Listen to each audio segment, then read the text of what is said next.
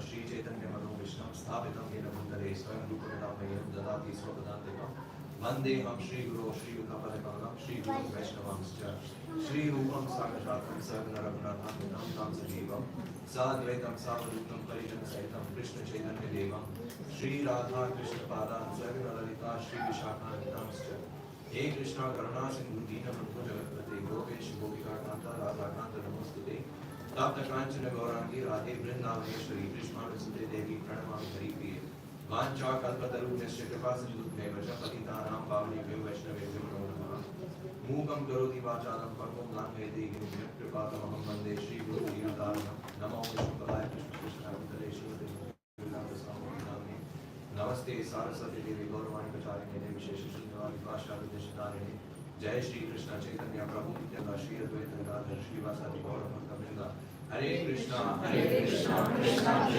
Hare Hare Hare Rama Okay, so Hare Krishna everybody. As you all know, this is a long weekend, and many of you may know why this is a long weekend. Some of you may not know why this is a long weekend.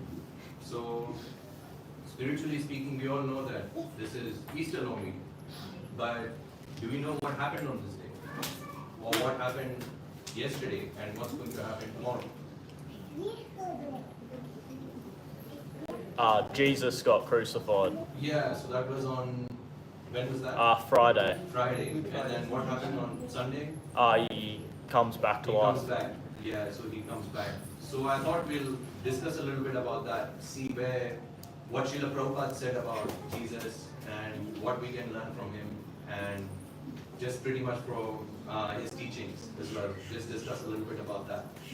So if you really want to understand who is Jesus, we have to look at Bhagavad Gita first. So in Bhagavad Gita, Krishna says, Yada yada hi dharmasya glanir bhavati bharata abhyuthanam adharmasya tadatmanam shrajamyaham. So Krishna says that whenever and wherever there is a decline of religion, at that time I descend to re-establish the principles of religion. In Bhagavad Gita, Krishna also says, Evam parampara praptam imam rajarshayo viduhu sakalena mahata yogo nashta parantapa, which means that initially Krishna gave the knowledge of Bhagavad Gita or the Vedas. He gave this knowledge to the sun god. And sun god gave it to, whom did he give it to? Imam Vivasvate Yogam Proktavan Aham Abhyayam Vivaswan Manave Praha. Manu. Yeah, so he gave it to Manu, and Manu gave it to his son Ikshvaku. And then through that the lineage was coming. But through time this lineage was lost. And we see this time and again. So Krishna comes and he establishes the supreme truth, and then after some time someone comes and destroys it. Just a small request, if kids are not going to stay still, can they please, there's a room outside just for kids. It's a bit distracting here, we're trying to speak. So, thank you very much for that. So then Krishna essentially talks about the fact that to establish the principles of religion, he has to come in certain places and certain times, because no one else can do it otherwise. So we see that he may or may not come sometimes, but sometimes what he does is he sends his bona fide representatives. So the way this, so what essentially happened in the last few days, so yesterday and then today, 2000 years ago, can be described from the events of Mahabharata. So actually what happened in Mahabharata is 5000 years ago, there was a huge war where the Pandavas and the Kauravas were fighting with each other. And at that time, Arjuna had predicted what was going to happen. So Arjuna predicts in the first chapter that if we enter into this war, we will be killing all the Kshatriyas throughout the world. And that would mean that the dynasties will become polluted, because there will be no men to look after the women. And that would mean that the women would get polluted, and that would mean that all different kinds of progeny will be born, and there will be complete terror on the world. So Arjuna had actually predicted what was going to happen in Bhagavad Gita first chapter. But Krishna had different plans. So Krishna had a plan that he was going to execute no matter what. So Krishna convinces Arjuna to go on with the war, and he convinces him to keep fighting. So then what happens is we notice that after the war is finished, if you look at which kinds of people came to the war, actually you will see that there were people from all over the world. There were people from Russia, there was a race called the Huns. I don't know how many of you know about the Huns. The Huns were a group of nomads that would live in the Central European region. These guys came, they were races from Russia, they were races from the Yavanas. The Yavanas were considered the Greeks and the Middle Easterns. So all of these people came. The Kushites came as well. I don't know how many of you know who Kushites are. But Kushites are essentially descendants of Kusha. But they are the people who live in Africa. So these people came to join the war. So pretty much like everyone from all over the world came to join this war. And pretty much everyone was annihilated. As we read in the 11th chapter, everyone was annihilated. So what was left was very primitive. So we see that after the war, Parikshit Maharaj takes over as the king. And when Parikshit Maharaj takes over as the king, Kali comes. So the personification of Kali, who is essentially a personification of sin in this age, he comes and he takes over from Parikshit Maharaj. So we see that the remnants of Vedic culture were pretty much left to this Indian subcontinent. And the Vedic culture which was present throughout the world at that time was completely destroyed after this Mahabharata war, just as Arjuna had predicted. So then we see that the people who lived in the other areas, so the people who lived in the Yavana lands, especially the Middle Eastern lands, which included Israel, Jerusalem, etc., these people were very primitive because they had lost all of the Vedic knowledge after that. So then we see that because they had lost all of that Vedic knowledge, their understanding of God was very, very primitive. They did not really understand any Siddhanta, not only Siddhanta, but they didn't even understand what is the soul. They did not know what is the soul. Like for example, the Bhagavad Katha begins with this topic, Dehi nosmin yatha dehe kaumaram javanam, which means that you are the soul, not the body. But these people throughout the world, they did not understand an inch of Vedic knowledge. They did not understand an inch of spiritual knowledge. So to preach that, Krishna had to make some plans. So he had to send someone who would be able to preach in this kind of atmosphere, where someone can essentially go and teach them the very, very basics. So that's when we see that, as Krishna predicted, yada yada hi dharmasya glane bhavati bharata abhyutanam adharmasya tadatmanam srajamyaham. So he either comes himself or he empowers a living entity to come to preach this message of God consciousness. So then he sent one man whose name was Yeshua. Now this Yeshua was born 2000 years ago, and his circumstances in which he was born were quite similar to that of Krishna actually. So the circumstances in which he was born was essentially, as he was about to be born, there was a prophecy to the king of that time whose name was Herod. Herod was the king at that time, and there was a prophecy that the new ruler of the Jews has been born.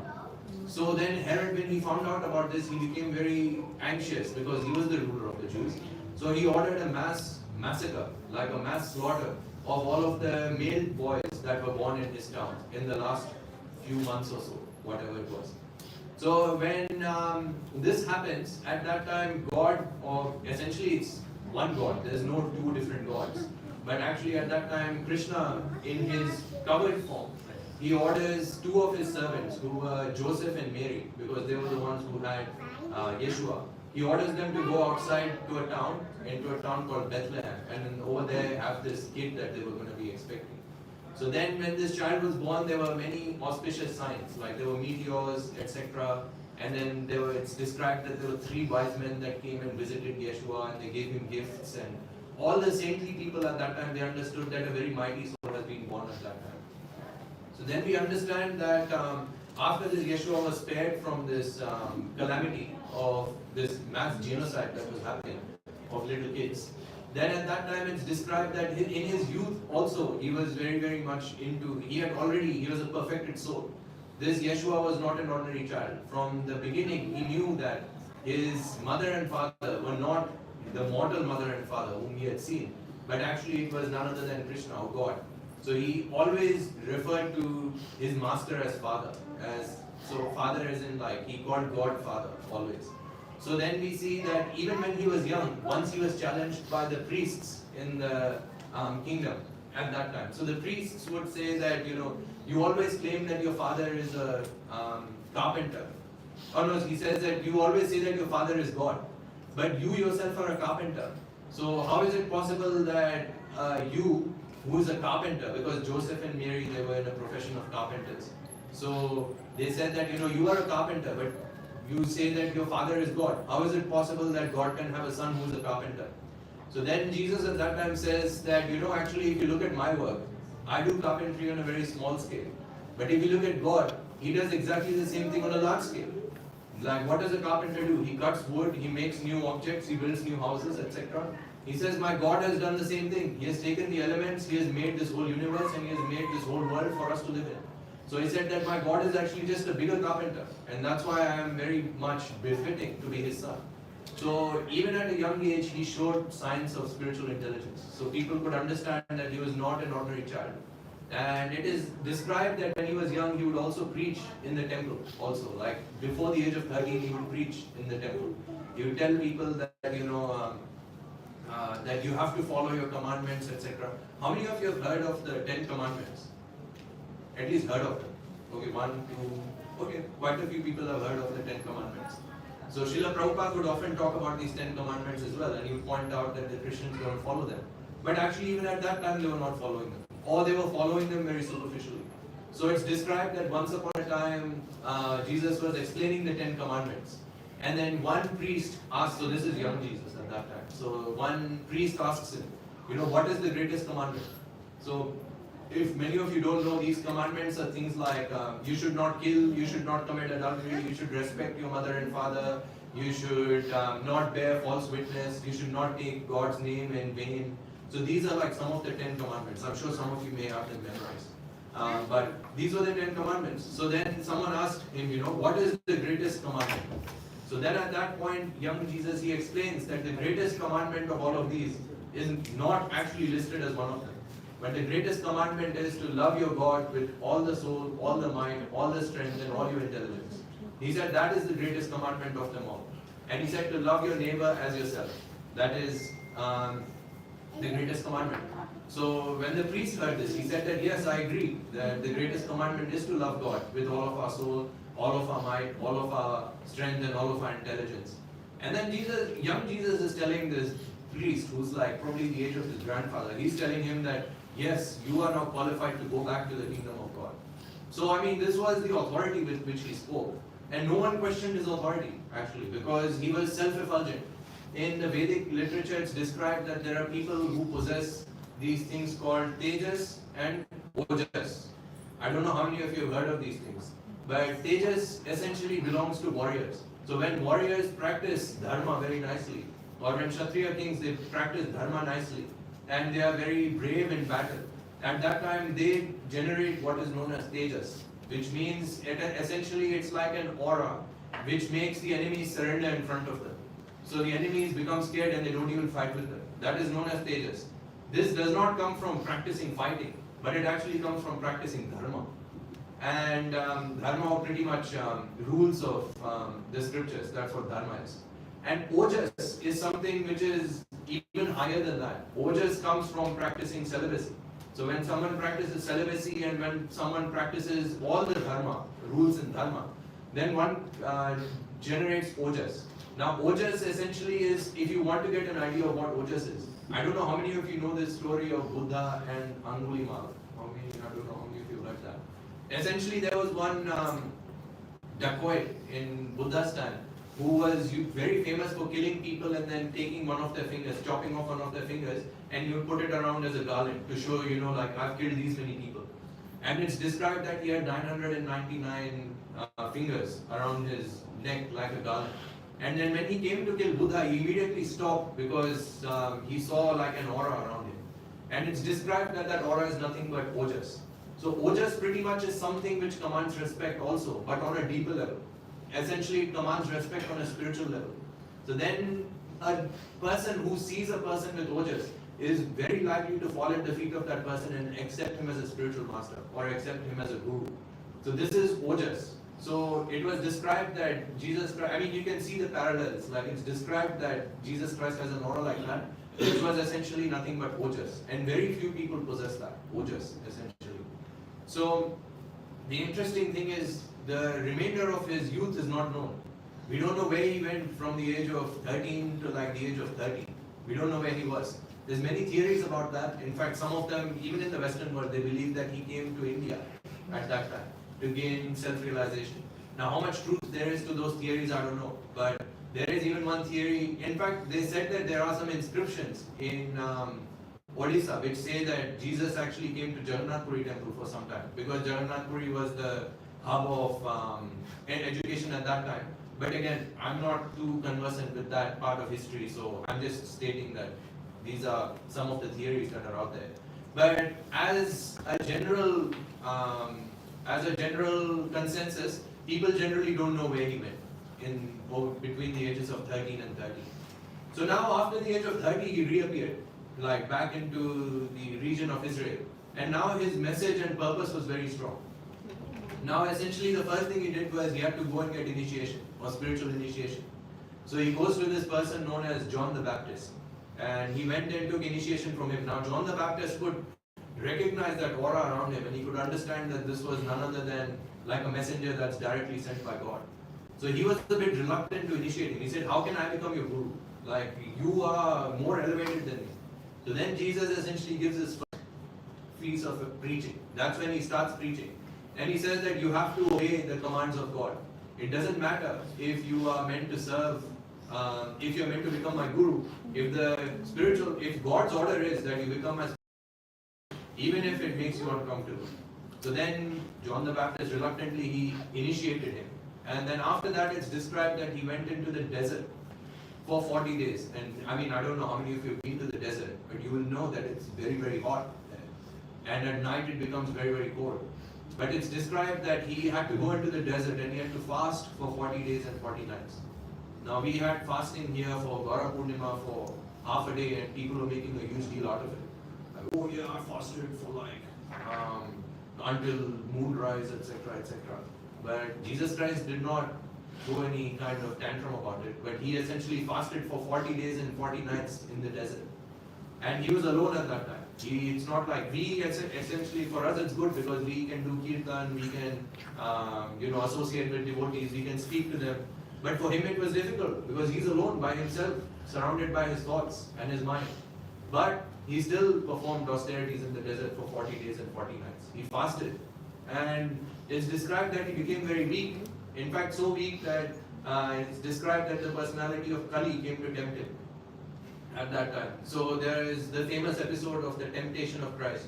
Like in fact, even Bhaktivinoda Thakur, our Acharya, he has commented on this episode, saying that there are many teachings for Vaishnavas also from that. So, I mean, just to tell you a little bit about that. So, essentially Srila Prabhupada held Jesus Christ in very high regard.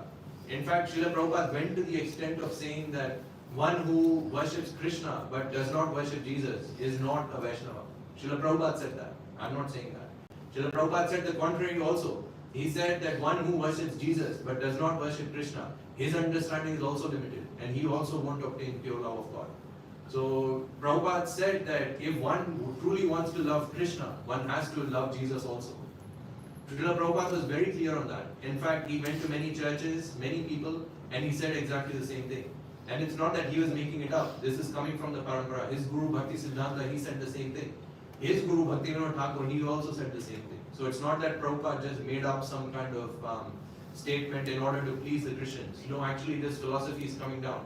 And you will see why. Because the teachings of Jesus Christ were very, very much in line with Vaishnava Siddhanta, or what we preach here from the Vedas. The essential teachings of the Vedas, they were completely in line with that. So then when he came back, as I was explaining, he fasted for 40 days, 40 nights. He was tempted by the personality of Kali. So now so pretty much on the 39th day, the personality of Kali came to him and he said, you look very weak. You haven't eaten for a long time. He said, you are the Son of God. You can perform all kinds of miracles. So why don't you, he gives him a stone and he says, why don't you turn this stone into bread? So then at that point, Jesus Christ, he makes a statement. He says that man does not live by bread alone, but by every word that comes from the mouth of God. Now what does this mean? He says that yes, while the bread may satisfy my soul, he says if I disobey the instructions of God, actually that will kill my soul completely. So he says that it is better that my body perishes, but it would be completely wrong if I disobey the instructions of God. So he says that man does not live by bread alone, but by every word that proceeds from the mouth of God. He said that. Then the devil takes him to one higher place, and over there he says that, look, it's a long way down. He takes him on the top of a building. He says, look, there's a long way down. He says, it's described in the scriptures that, like God never lets one of his pure devotees to come to any harm. So he says, why don't you jump down from here, and God will somehow come and protect you. Like he will send his angels to protect you before your foot dashes against the stone, he says. So Jesus Christ, again, very intelligent. He used scriptures again to say that no, actually man is not allowed to test God. He says you should not tempt the Lord your God. He says God can test us, but we cannot test God. So you can see his obedience and his subservience to God is something that is glorified here as well. And then the next thing the devil does is he takes him even higher, and he says, look, this whole world has been given to me. I can give you this whole world. And actually you can imagine, Jesus Christ was fasting at that time. So he shows him all kinds of fruits, foods, etc. He says, like I can give all of these to you. If only you bow down and worship me, he says. So then Jesus Christ gets very angry and he says that I will not worship anyone else except my God. If God wants to kill me, so be it. I will die. So he says, you're the son of God, you're walking around like a carpenter. And he showed him that, this is the way you're going to die. So you will be crucified very badly, your own men will betray you, and you're going to die such a wretched death. He showed him the future. He said, this is how you're going to die, and I can see the future. So he says, it's better you come with me, and I will give you dominion over everything. Like I will give you this whole world, and you can rule this whole world. And you will never have to suffer. You will never feel hungry in your entire life. So Jesus Christ gets very angry, and he says that if my Lord wants to kill me, he can kill me. But I'm never going to serve anyone else. So you may not appreciate this very much, but if you think about fasting for 40 days, 40 nights, and at that time someone promises you that, I will give you deliverance from this, that at that time we most likely will become tempted. We'll say, yeah, please deliver me from this. And especially if you show me how I'm going to die in such a wretched way, most of us would succumb to the fact and would say, yes, relieve me from this misery. What kind of God is a God who wants me to suffer like this, etc.? Like that's how we would think. But that was not Jesus. Jesus was very, very obedient to the Lord, and he was very, very much attached to the service of the Lord. So he did not give up the company of the Lord at all. So then he goes in and then he starts preaching. So he obviously had passed all of these 3 tests. Then he starts preaching. And the way he starts preaching is actually quite strong. So what was happening at that time was the reason he was sent there is because the priests who were there in the temples, these guys were very much deviated. These guys were essentially like, if you have been to India, you would have seen the pandas there, like if you go to any temple. Like they were more interested in making money, they were more interested in showing off, this is how good of a devotee I am, etc. So the whole meaning of religious practices was completely lost. So then at that time, Jesus Christ goes there and he starts preaching against them. He says that, these people who are preaching to you, these are just like wolves, bhedia. They're just like wolves and they're going to eat you. And you people are just like sheep. You need to make sure that, you don't get devoured by them. So obviously the priests, they became very angry because he was preaching against them. People were not going to the temple so much. They were going and listening to Jesus. And Jesus never demanded any money from them or anything. All he demanded from them was, you dedicate your life to preaching this message of God, which people could not do. In fact, there's one incident of a young rich man who comes to Jesus and he says that, I've heard that you're a very famous saint. So he says that I've seen that I've been following all the commandments of God. I've been following the 10 commandments. What more can I do? So can I give you money? Can I give you some place of residence? Can I give you something? Because he was rich, so he was a bit proud of his riches. So then at that point Jesus says that no, actually I don't need any of these from you. What I need is I need you. So he said, no, I can't give myself, and then he just went away.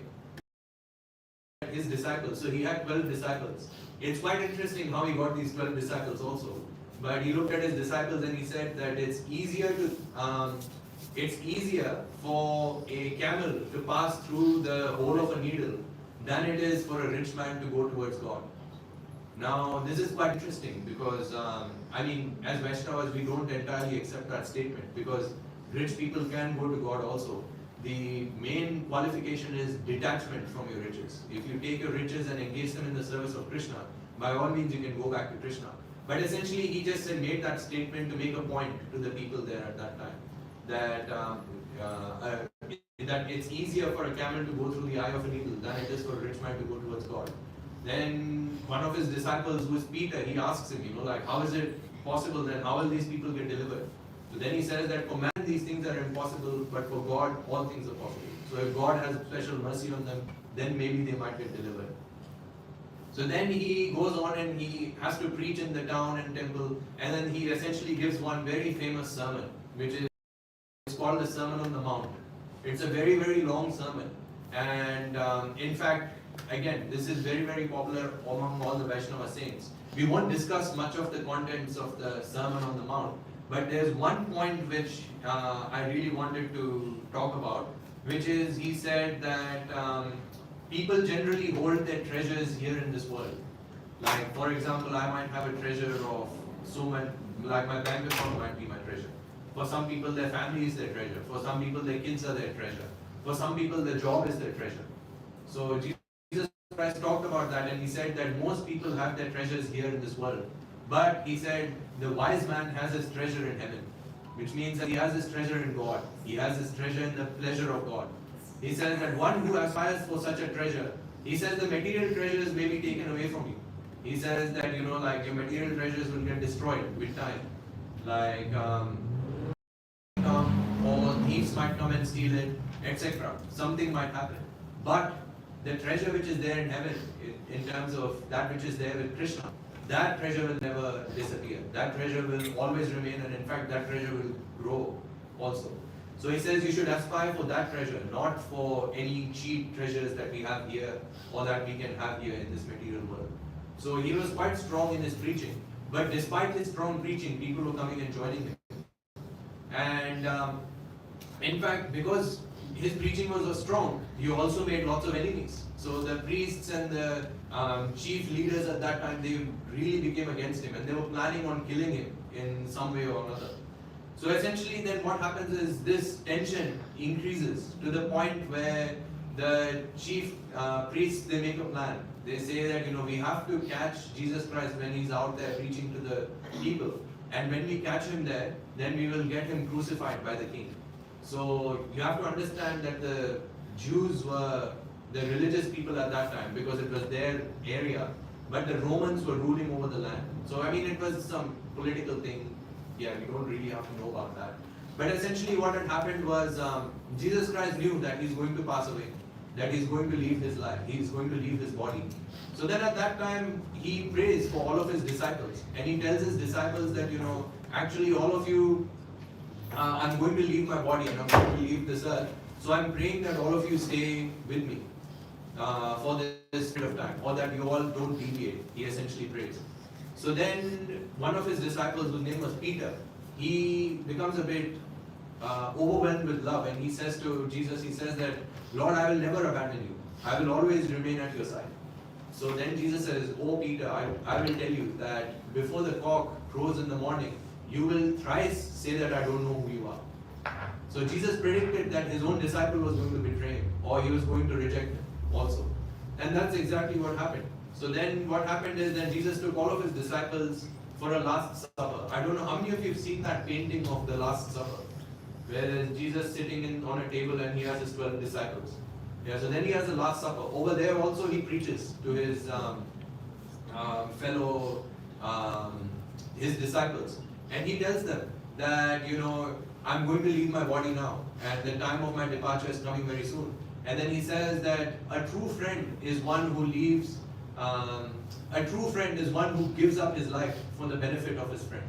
He says, what is otherwise the meaning of friendship? Friendship otherwise is a give and take kind of relationship. He says, but true friendship is one where a friend is willing to give up his life for his friends. So he says, similarly, I am your true friend and I am going to give up my life for the sake of all of you. So the disciples become very disturbed, but he says, don't be disturbed. He says, you all have each other, love each other, and respect each other as devotees. And he says, love each other how I will show you. So then Jesus Christ, even though he's such an elevated personality, he took a pot of water and he washed the feet of all of his disciples. Now the disciples were very, very uncomfortable with this because they knew that Jesus Christ is such a great personality. But still, they allowed him to wash their feet because it was his order. So then he goes along, and one of his own members, whose name was Judas, he betrays Jesus. So the priests at that time, they give Judas some money and they say, if you betray your master, we will give you 75 silver coins or something like that. So then Judas goes along and he betrays Jesus and he points out his location. He tells them that, this is where my master is. So then Jesus Christ is taken by the chief priests and they're interrogating him. As they're interrogating him, they become very violent. They start beating him, they start punching him, etc. And at this time, one of the ladies, she recognizes that Peter was also a disciple of Jesus. So she tells everyone that, oh, Peter is also a disciple of Jesus. So then Peter becomes very scared and he says that, no, I don't know this man. I don't know who this is. So he denies Jesus 3 times. And that's when he realizes that Jesus had already predicted that Peter will reject him. So, and then he feels very morose about this. But then he still could not do anything. He did not have any strength, so he runs away. So it's described that then basically the king and the Jews, they decide that Jesus Christ has to be crucified. But before crucified, they want to torture him also. So they take him and then they beat him up with a hunter. They put a crown of thorns on his head. And then they say that, this guy wants to be the king of the Jews. So, we'll show him how he wants to become the king of the Jews. So at that time, one of the Roman emperors at that time, he had sympathy for Jesus. He said that, I'll try to release you. So he goes to Jesus and he says that, I have power where I can release you if you want. Then Jesus says, you have no power at all.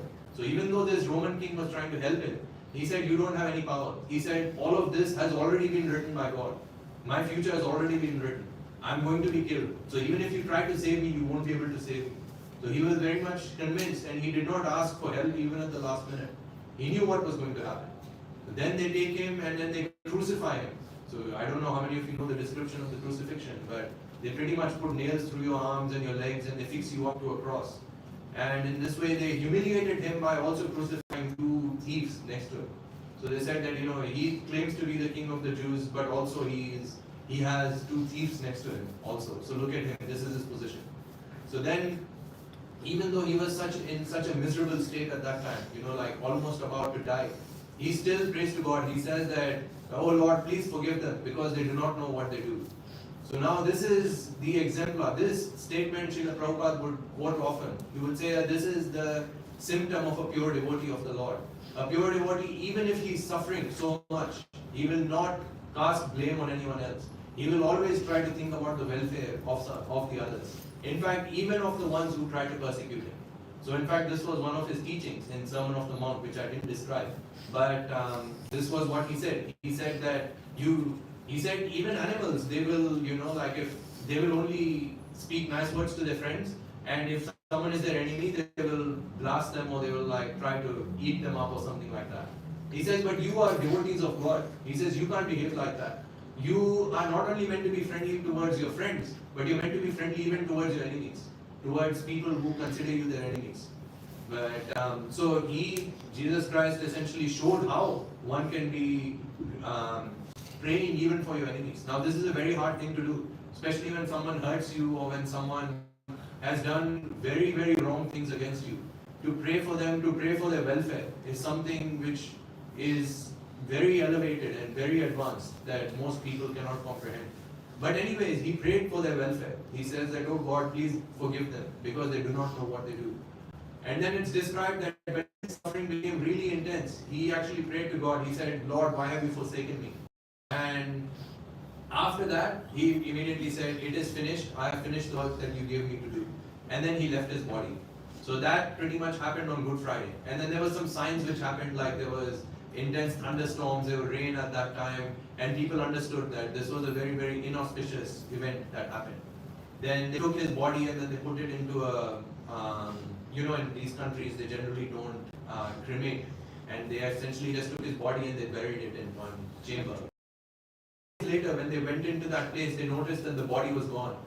So then the disciples of Jesus, who were very, very rejected. Actually, another thing to realize is, how many disciples of Jesus were there when he was crucified? Does anyone know? So he had 12 disciples. Actually, when he was initially preaching, he had up to 5,000 people join him. 5,000 people came to join him. And then slowly, towards the end, he only had 12 disciples because he was preaching the message of God very strongly. He didn't care about public opinion. He had a job, he was preaching the message of God. Many people didn't like it. He said, so be it. Yeah, so he had 12 people left. How many people were remaining when he was being crucified? At his last minute? 0. 1. Yeah. His mother? Huh? His mother? Yeah, mother wasn't really one of the disciples. You could say his mother was there. Yeah, mother was there, but there was also what's his name? John, because John recounts the resurrection. So John was the only one who was present there at that time. So he was rejected. Essentially, all his disciples also ran away. So even in that state, he always remembered that his disciples had rendered some service to him, and then he reappeared to all of his disciples. So then he came back, and then the disciples became so ecstatic, they became so happy that our Lord has reappeared. So essentially, Good Friday is considered to be the disappearance day of Jesus Christ. And then Easter is considered the reappearance of Jesus Christ. So then he came back. In Vaishnava language, if you want to understand that, that's how you would understand that. So then he came back, and then he just had one message for all of his disciples. What was that message? That message was, you have to go and preach. Now you have to go and preach the true meaning of religion, the true message of God. You have to go and preach that. And you can see his whole life was so powerful that even 2,000 years later, we see, especially if you go on Surface Paradise, you will see that the devotees may or may not go out, but these people, his followers, are always there. They're always there because they are utterly convinced that this is the only message of Jesus Christ, which was that you have to go and preach. So then he encouraged all of his disciples to go and preach, and they all preached, and they all pretty much died while preaching. And you can see, because of that, Christianity is considered to be the largest religion in the world. I don't know if it's Islam or if it's Christianity. It's still Christianity, right? Yeah, that's right. Islam might take over, but so 5 years. yeah, so Christianity is he has the most number of followers, essentially. And our Vaishnava saints appreciated the character of Jesus Christ also. So it's not that we are envious of Jesus Christ. Actually, we appreciate him. And there are certain things that we can learn from him. So I'll finish very shortly. I'll just tell you the 3 main teachings that we can take away from his life. His first teaching is, as you know, he always preached the message of God as it is. So he did not compromise on the truth. He could have compromised on the truth by, making deals with the priests, etc. He could have compromised on the truth by making deals with the devil, etc. But he did not compromise. He preached the message as it is, without making any alterations. Even if it means that he faced a lot of opposition. So he told the fact that if people are opposing you, it is not because they hate you. They actually hate God. That's why they are opposing you. So he said that your task is to preach. Your task is to go and spread the message of God consciousness throughout. So the Vaishnava saints, they also accept this, and they say that it is the job of every devotee to go out and preach.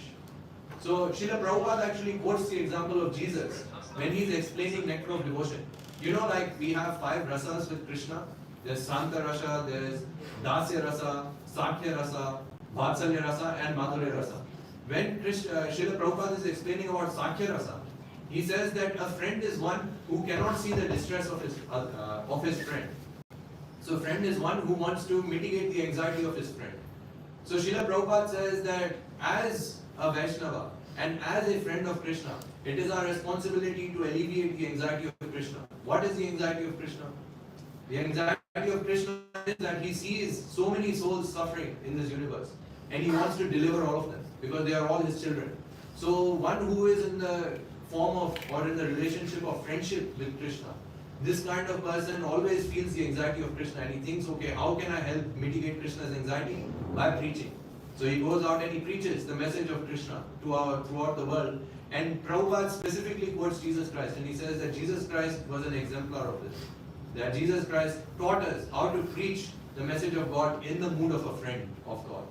So if you want to become a friend of God, the best way you can do so is by preaching his message. So it doesn't mean that you have to go out in the public and say, oh everyone, please accept Krishna. No.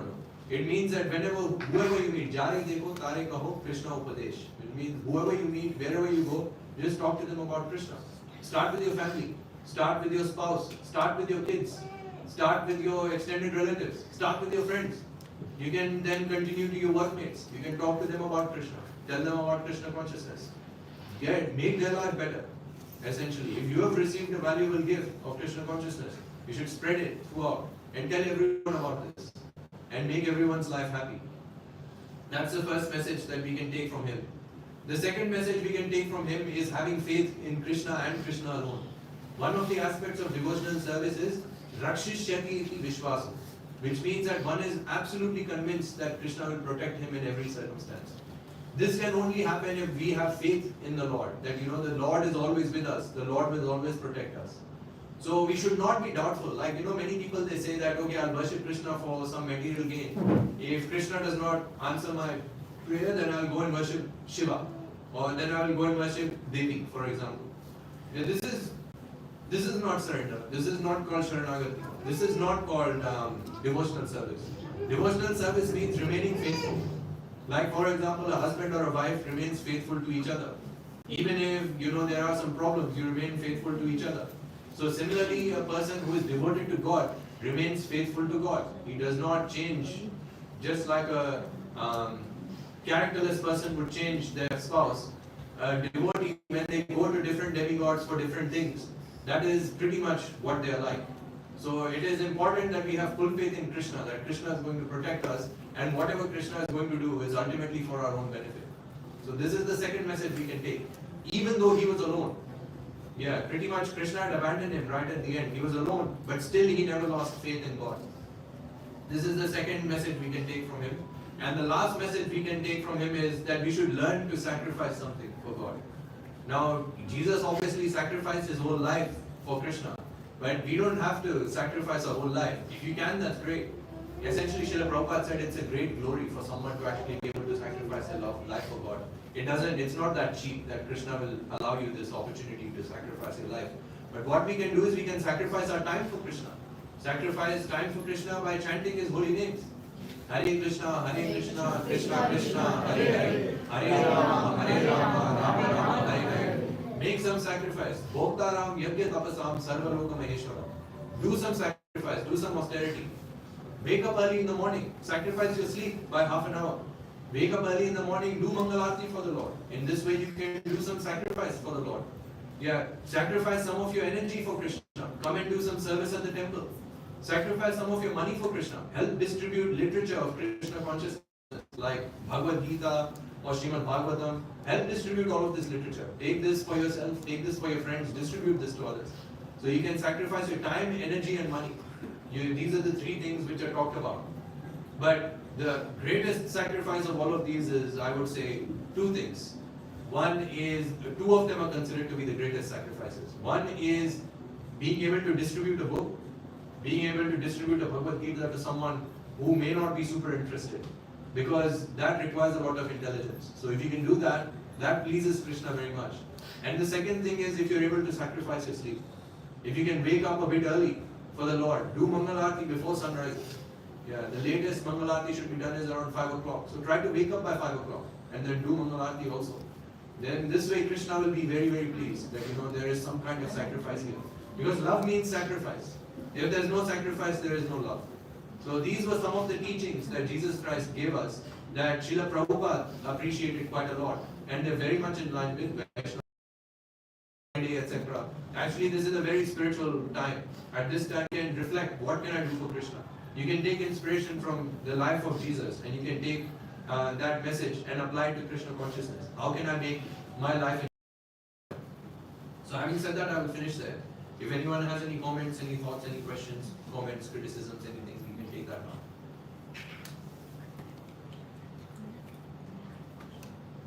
Yes.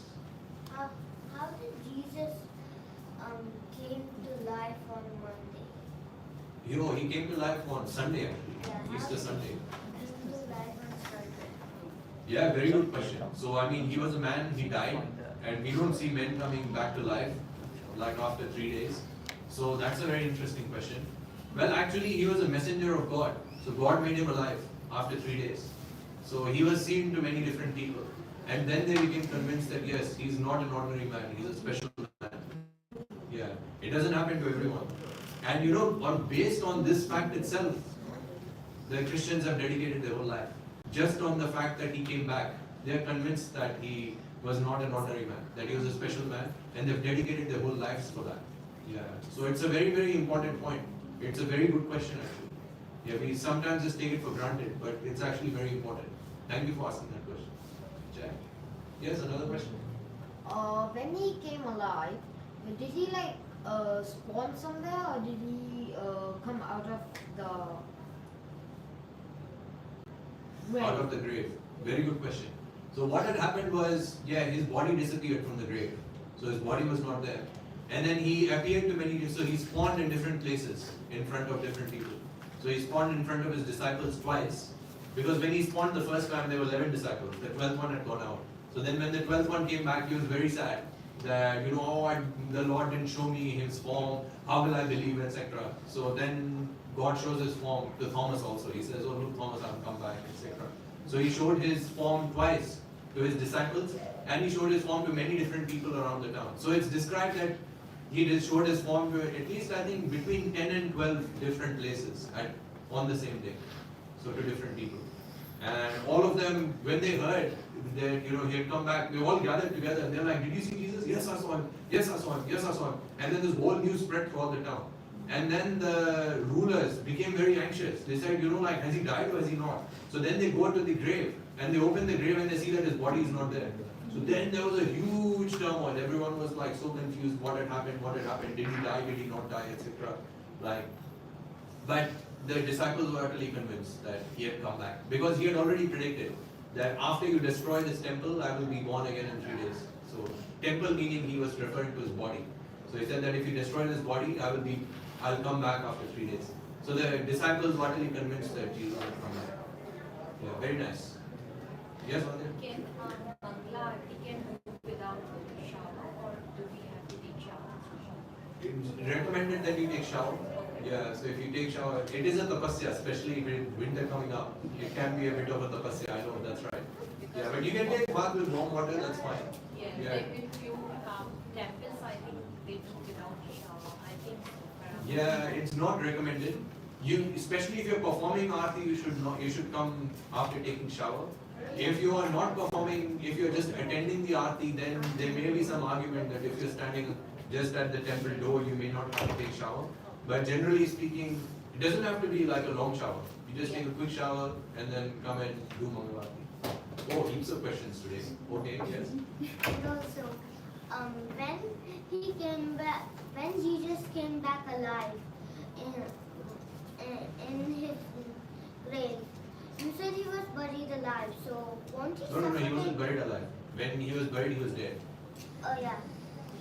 When he came to life, he was alive. So he was buried alive. So He was buried dead.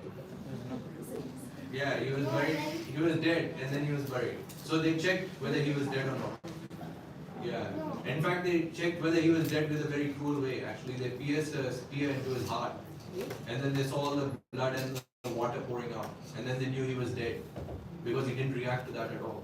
So then they put him in the grave. So he was dead when they put him in. Yeah. Any other questions, comments, anything? One other question. Okay. Heaps of questions today. That's good. Yeah, very inquisitive. That's good actually. Kids should be inquisitive. Yeah. Didn't he suffocate when he was in, then he came back? No, he was dead. He was dead. So when he came back, he was alive. He was made alive by God. So he just came from air. Yeah, well, the soul remains with the body. The soul doesn't need to breathe. So the soul was there, but then the soul got a new body when he came back. Yeah. Okay.